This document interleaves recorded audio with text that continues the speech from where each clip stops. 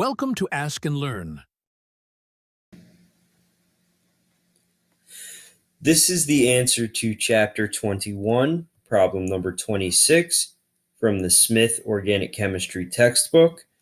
And this problem asks us to consider three molecules and to determine what the products of hydrolyzing each of them will be. We are asked, or we are told that that in each instance the products will be a carbonyl compound and an amine. And so in order to solve this, we should remember that imines are hydrolyzed to the carbonyl compound and a primary amine, and enamines are hydrolyzed to a carbonyl compound and a secondary amine. And so knowing that, all that we need to do is identify what each of these starting molecules is, and then look at the products that hydrolyzing it will give us. And so in each of these cases, we're going to hydrolyze them with a little bit of acid and some water. Okay, and so for A, this is an imine.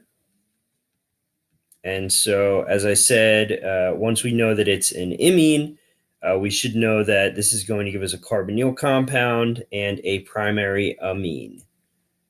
And so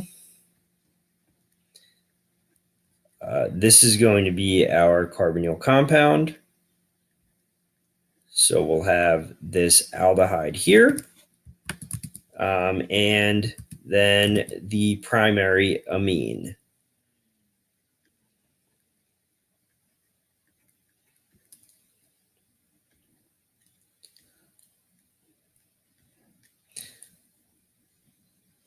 Okay, and as I talked about in an earlier problem, if it helps you visualize, you can even just draw a line through the double bond there, and then just make the carbon on one side of the line that you drew a carbonyl, and add two hydrogens to the nitrogen. Okay, and so that's A. So then for B, B is actually going to be an N-amine. And so this is going to be a little different. So we'll go ahead and label it N-amine. And so for this, there is no nitrogen double bound to a carbon. So we need to look at the nitrogen and see where the double bond is. And so in this case, the double bond is one carbon away, and it's in this 5-membered ring. And so to see how this molecule is going to hydrolyze, we can draw a line between the nitrogen and the carbon that it's bound to, that's participating in a double bond. And then again, we can just sort of fill in our pieces. And once again, as I said, this will be with acid and some water. Okay, and so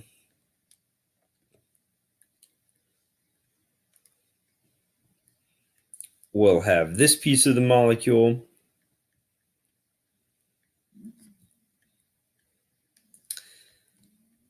And remember, an N-amine is going to give us a secondary amine. So there's our secondary amine and a carbonyl compound. So we'll draw this 5-membered ring.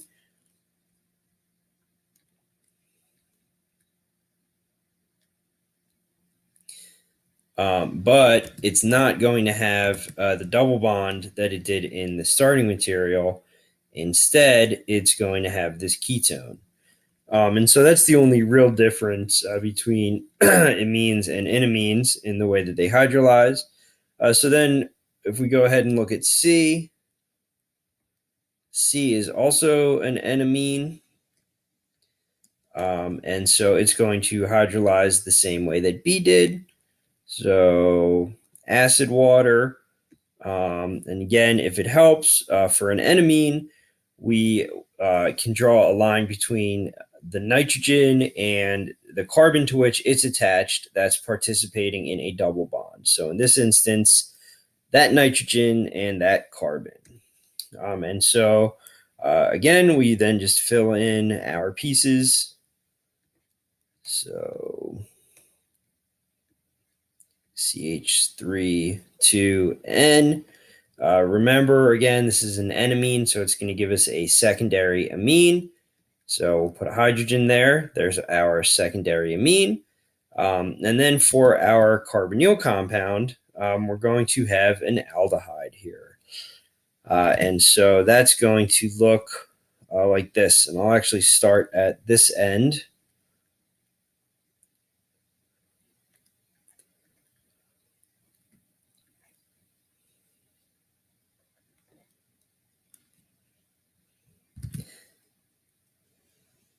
Oops. Right.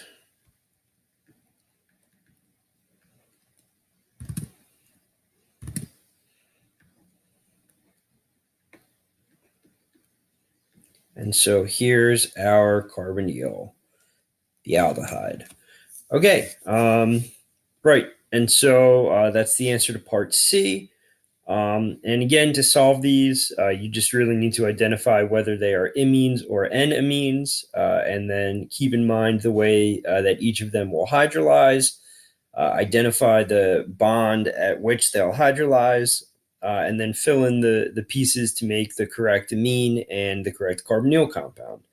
And that's the answer to chapter 21, problem number 26.